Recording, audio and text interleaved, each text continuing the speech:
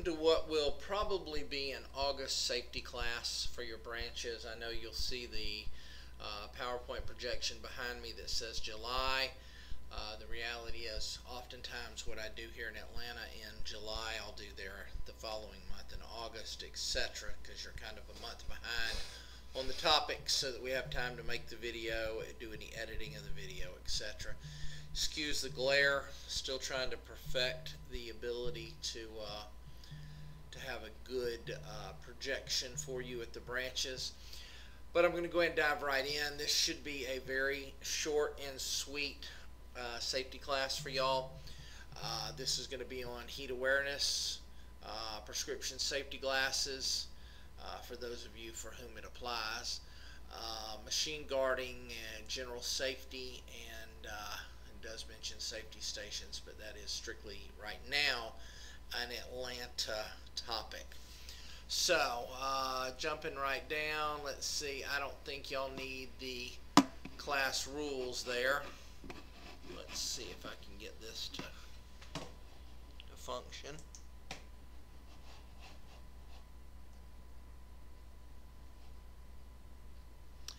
You don't need class rules, so let's jump right to it's hot out there. It's hot out there already. By the time y'all get this video, it's going to be even hotter where you're at. August is typically the hottest month in the areas, and we want to touch briefly on what we do to combat heat and heat illness and the awareness that we need to have during these hot summer days. Pre-shift hydration. Hopefully you recall from in the past when we talked about this that you need to be hydrating before you get on the job. If you wait till your morning break to start hydrating, you've waited too long. You've got to hydrate starting the day before, the evening before. So if your shift starts at 6 a.m. on a Monday morning, you need to be hydrating at 6 p.m. on Sunday night, Sunday evening, late Sunday afternoon. Start getting the water and the hydration flowing in your system. You'll see an indicator there, watch your pee. Very briefly, all I want to say about that is the fact that light colored urine is a sign that you are very hydrated. Dark colored urine is an indicator that you are very dehydrated. You want clear, light colored urine. Enough about that. I don't care to talk about pee too much. How about your during work hydration? Hopefully all of you will be receiving very soon, if you don't have some already, the Spectra packets.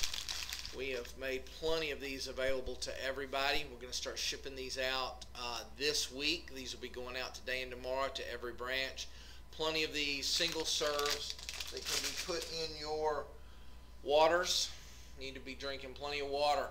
One of the things that's good to keep in mind with the Spectra packets is yes, one of these goes in one of these, but the reality is you want to be drinking about 7 or 8 bottles of water per day, per shift at work at least. Only want to put maybe 3, 4 of these tops in that water. So you don't want to be living on a solid diet of Spectra. You need to be looking at Spectra as well as a diet of some water. So I'd say 7 to 8, maybe 6, 7, 8 of these a day, whether it's a 16-ounce cup of water or whether it's a 16.9 ounce bottle of water here with your Spectra packets. And again, these mix in and make great. So, you know, good combination of the two, not a solid diet of one or the other. One of the things shipped there, you are your brother's or sister's keeper. During these hot summer days, we need to be paying attention to our coworkers, pay attention to the folks working beside you. Sometimes we get busy going and we don't pay the attention that we need to our own health conditions. So we need other employees, our coworkers, to be helping us out. So if you see a coworker that is that you find is sweating more than normal, sweating less than normal, starting to be a little lethargic, a little bit disoriented, lightheaded, dizzy. Call those things out. Help them out. Don't figure it's every man for themselves or every woman for themselves. If you can help out a coworker by pointing out their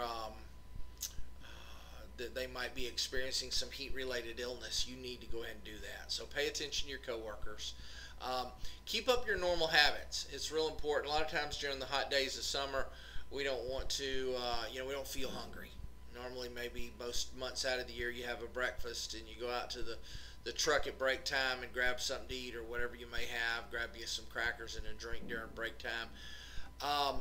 A lot of times during the summer, it's kind of hot and you just don't feel like it. You don't feel up for it.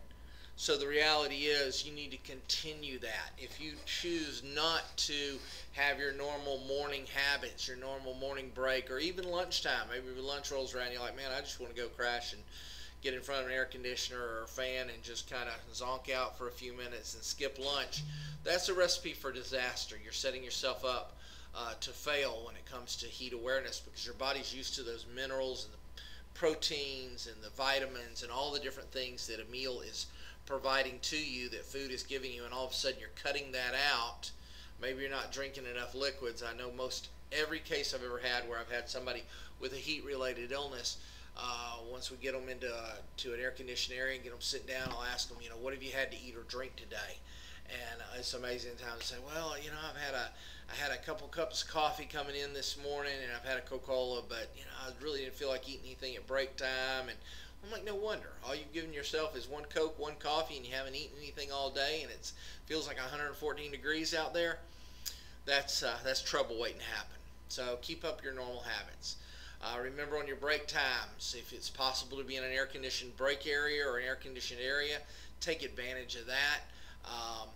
Definitely want to get in front of fans, in the shade, in areas with breezes. And then again, remember, drink water. Water, water, water, lots of water. Now, as we mentioned before, there are a couple other things you need to avoid. You need to avoid alcohol and caffeine, because they're both diuretics. You shouldn't be drinking, don't be loading up on alcohol during the work week, and especially not at work. We shy away from that. We take a very dim view of drinking on the job. So cut back on your alcohol during summer months, even out mowing the lawn and stuff, working in the garden and things around your home. Alcohol is a diuretic, and it's going to flush these things out of your system. We don't want them flushed out. We want to retain the minerals and the vitamins and the other nutrients that we get from our foods and from our liquids. So don't flush it out by overdoing it. Cut back on the alcohol. Cut back on the caffeine. Watch your caffeinated drinks as well as your coffees and things like that. And also avoid heavy proteins. Some of you may be like, what on earth are you talking about? Well, big T-bone steaks and ribeyes, baked potatoes, just good old cooking is a lot of that food is full of heavy proteins, and proteins cause your body to make up energy to burn them. Now that's good on one hand, but on a 114 degree day or 108 degree day or 120 degree day, got enough heat on the outside. We don't need heat on the inside burning up as well. And literally the energy that is created by the body burning proteins for energy actually is a heat process. So you're creating internal heat as well as working in conditions where you have external heat. Alright, so enough said about that. Again, remember to hydrate, remember to pay attention to your coworkers. Use the squencher as you're able, but don't overdo the squencher. Keep the water coming, keep your normal habits, and avoid alcohol, caffeine, and heavy proteins. Alright, let's see what else we got here. Alright, prescription safety glasses. This is a new program that Spectra has started for personnel who are in areas that require safety glasses. Now right here I've got my brand new Hoya pair. This program runs through 3M. We are administrating it here in Atlanta out of the safety office. The contact for this is Shelly, my wife, if you want to take advantage of this program. Now, safety glasses and this safety glass program that the company is offering is strictly for personnel who do work in areas where safety glasses are required. Okay, so if you work in any stampings, roll forming, slitter, paint line, trim coil, or maintenance positions anywhere in Spectra at the branches, at other non-Atlanta locations, and here in Atlanta, you are eligible to take advantage of this new prescription safety glasses program. We have a $168 allowance that we put towards the glasses. Again, there is some special paperwork that has to be processed. I have to assign a PO to it. Shelley processes paperwork using your prescription. You provide your prescription. We'll give you a list of hundreds, if not thousands, of locations around the country that you can go to and get this prescription taken care of through this eyeglass program, but you have to have the paperwork from Atlanta. We assign a PO number to it and we'll make that happen. Again, this pair that I have here that I'm wearing with the side shields, they are ANSI Z82, Z87, Z89 rated as you need for the workplace. And I got this pair. It took about 4 weeks, I think, for these to come in. I gave them my prescription, and this pair that you see me wearing right here with the eye protectors and everything else did not cost me 1 penny. Okay, it was all covered by Spectra.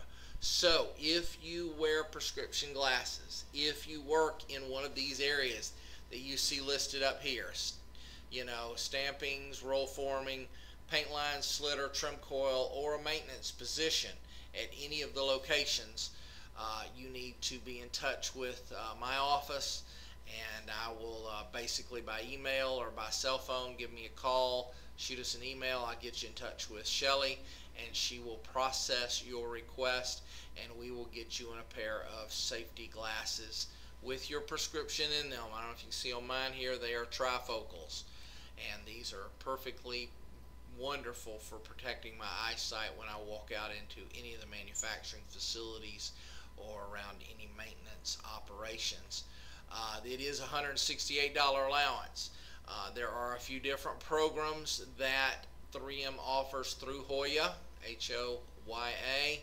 The 168 is the basic program.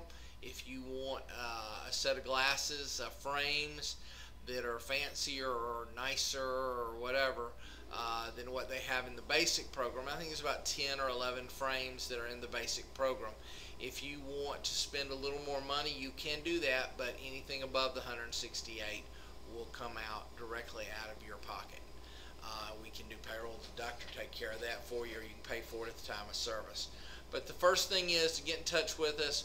We'll get you some paperwork back once you get us the paperwork we need, which is your current prescription, and then we'll get the ball rolling and get the process started for you, okay? So be sure and take advantage of that. It is yet another employee benefit that Spectra is bringing your way. So, again, be in touch with us. In fact, on the evaluation that you will be completing at the end of this class, there will be a question on there: do you wear prescription eyeglasses at work? Check yes on that, and when those are sent in, that will also help us to proactively be in touch with you to get you in this program. Alright, so hopefully there's no questions on that. If they are, managers, field those questions and forward those to me. Alright, the primary topic of the day. I apologize. You can see Leo the lion here just fine, but Aslan over here is kind of faded from the lights, and I apologize because we got a nice TV screen here. But I want to make a point. Here's where I'm going to talk to you. We're going to wrap up talking about this. It's the primary concern that I have in this month's safety meeting, and that is personal protection and machine guarding. You know, you look at this lion up here, and again, I wish you could see him better. His teeth are out, and he's growling and roaring, and his tail's up, and he's being a typical angry lion. And he's getting ready to do what lions do, which is growl and roar and hopefully, from his perspective, devour some dinner. Now, interesting, you'll see the caption under here that says, "Don't worry, he won't bite." Um, it's my opinion that it's my strong opinion and the opinion of others at Spectra that we are still not taking safety to the level that it needs to be taken. We are not treating the hazards that we come into contact with like a lion in a cage at the zoo. We're treating it like we're playing with Lincoln Logs or Lego blocks or something, and the worst thing that might happen is Al will step on a Lego. The reality is, when you go to the zoo, there are signs on the cages, like you see here. There'll be a sign on them, and it says, "Danger. Do not place your hands inside the lion den or the lion cage." Now, personally, I ask myself, why on earth do they even put those signs on there? I mean, would anybody genuinely go up to a lion's cage at the zoo? And I enjoy going to the zoo. I enjoy the lions. I don't necessarily like seeing them captivated like that. I'd rather see them in their wild element, where I'm captivated and carefully protected inside a cage. But isn't it common sense? I mean, who in their right mind would stick their hand in that cage? I can't imagine that anybody would. And yet we do it here at Spectra all the time. I'm convinced of it. And most of you know it's true, and you'll nod your head with some agreement that we are a bit cavalier and a bit careless and a bit arrogant, and sometimes even a bit foolish in the fact that we don't treat the equipment that we work with that has moving parts, whether it's a forklift or whether it's a paint line, whether it is a roll forming machine or whether it's an electrical device that we're dealing with. We don't treat it, we don't give it the respect that it's due. What respect does this lion is he due? Well, you know that he'll take your hand off and he won't give it back. You stick an arm in there, he's going to take an arm off. So whether we like it or not, we show respect, fear, awe. We use caution around wild animals, even when they're in captivity, because we know they have the ability to harm us, to cause significant injury, even death. But why do we then not use that same care and caution around the moving and electrical and energized equipment that we deal with? I don't fully have the answer to that. It's a question that we're asking here in Atlanta on a very regular basis right now. We're asking the question, what do we have to do to get employees to realize that there is a serious danger that exists in the workplace? Even if you don't have a paint line or a slitter, you've got forklifts. You don't have all that. Maintenance men, you're working on electrical devices all the time. Why are we so careless with that equipment? Why do we not take the time to say, you know, I'm not putting my hand in that cage, and I'm certainly not going to step my whole body inside of it. You know, the lion will bite. It's only a matter of time. You may say, well, I've done this hundreds of times. I've walked in a lion's cage. Have you? Was the lion put up? Was it a freak of nature? Were his teeth pulled? Did he have no claws? Because I promise you, all the equipment we have at Spectra, its claws are intact, its teeth are razor sharp, and it's extremely hungry. And like a lion, it really has no conscience. Has anybody ever seen a roll former machine walk away after pinching someone's fingers and go, oh man, I just couldn't help myself.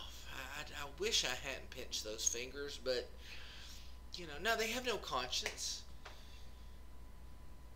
You know, a lion, for that matter, doesn't walk away and shake his head going, Mama told me not to eat humans. No, it's what they do. It's who they are. It's not even their fault. I feel bad sometimes when a lion gets put down because some idiot put their hand inside the cage and the lion ate his arm off. Now the lion has to die. The lion's just doing what a lion does. What does the equipment that you work with do? Does it have 240 volts running through it? Do those volts have a conscience? Those volts do what they do. They provide electricity, and electricity can electrocute you. Do the machines that you work with have turning rolls that pinch things, that crush things, that bend things? If you stick your hand in there, what's it going to do to you? It's going to pinch you or roll you or crush you or bend you, because that's what they do. We can't be careless around this equipment that we work with in the workplace. Whether it's wearing our earplugs or wearing our safety goggles, whether it's wearing gloves, whether it's respecting guards. You know, I've said before, there's five primary, what I call safety barriers. 5 barriers between you and harm. There are 5 safety barriers. And those barriers are lockout, tag out. You lock something out, you are locking out the ability for it to hurt you. PPE, gloves, goggles, earplugs, face shield. Guarding, like this guarding behind us. Mechanical guarding, expanded metal guards, guards that we put on equipment to keep the harm away from us. Warning devices, chains, marker lines, signs. These are things that warn us that there's danger beyond there. And then training. It's what we're doing today. These are the 5 safety barriers between us and harm. We've got to take those barriers seriously and not believe the lie that it won't bite. Who told you that? Was it somebody who's been bitten? Was it somebody who was cavalier? Consider there was an act out in Las Vegas. I forget the name of them. Siegfried and Roy maybe, or somebody. I don't even recall the name. But you know, one day after many years of I guess showing the crowd how he could stick his head in a lion's mouth. One time the lion did what lions do. Prior to that point, he would have said, I assume, don't worry, lions don't bite, or he won't bite me. But the story's different now. He's been bitten. Don't get bitten before you realize that it bites. Okay, so I'm preaching this message to you strongly because I feel strongly about it. It's your personal protection. It's your safety. You want to go home whole? Who goes to the zoo and wants to come home via the trauma unit of a hospital? Forever altered, forever changed. You know, and the change just isn't a loss of a limb, although that's traumatic. I recall sitting in a mediation session several years ago with a young 19-year-old man. This is a true story from here at Spectra. We're mediating how much money the insurance company is going to pay him because he lost his hand. Lost it in a stamping press here at Spectra. And we're mediating how much he's going to get. And I'm sure that his attorney probably directed him to do this. But at one point he took his prosthetic hand off. There it was, the nub. Just the nub. That's all he had. He didn't have a hand. Hand was gone. Took it off, and he said it was itching, and it may have been. Maybe it was itching, maybe it was sweaty, or maybe it was just for dramatic effect. But the point was, he took his hand off. You're not supposed to take your hand off. Eyes don't grow back. Talk to somebody who's lost a hand. Ask them what they would do different. Ask them if the lion doesn't bite. This 19-year-old kid, his life is forever altered. Oh, sure, he got some money. All the money in the world won't make his hand grow back. We've got to be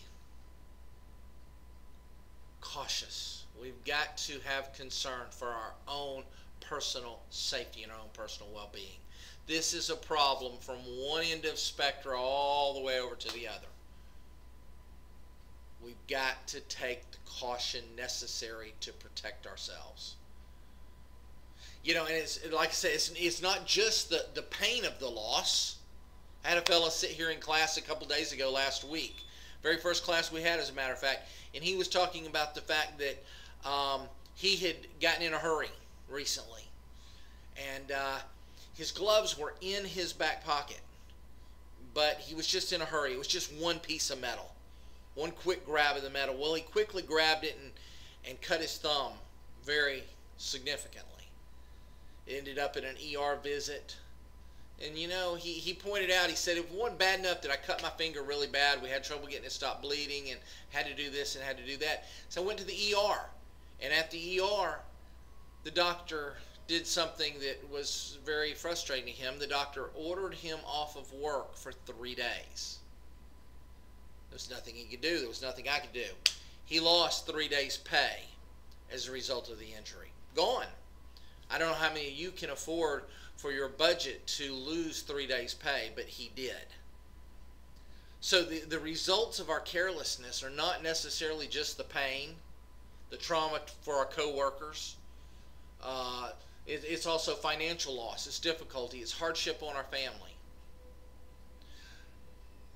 So I submit to you, the lion does bite, and that we work with lions all the time. So I know it's a bit somber and it's a bit harsh, and I could tell you some gory stories, and I have here in Atlanta, and I will again in the next class that we have.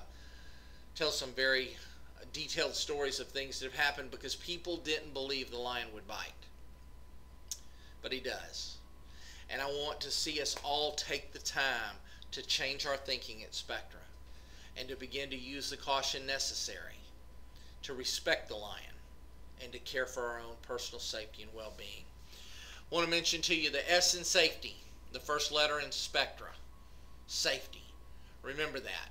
S comes first. Without S, you don't have Spectra. S stands for safety. Productivity, quality comes second and third. But without safety, we don't have quality, and we don't have productivity.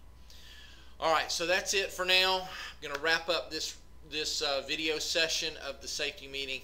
You've got some evaluations you need to complete. Get me the information for your prescription safety glasses. Let us know that. We'll be in touch with you. In the meantime, have a safe, careful, cautious day, and respect the lion. He bites.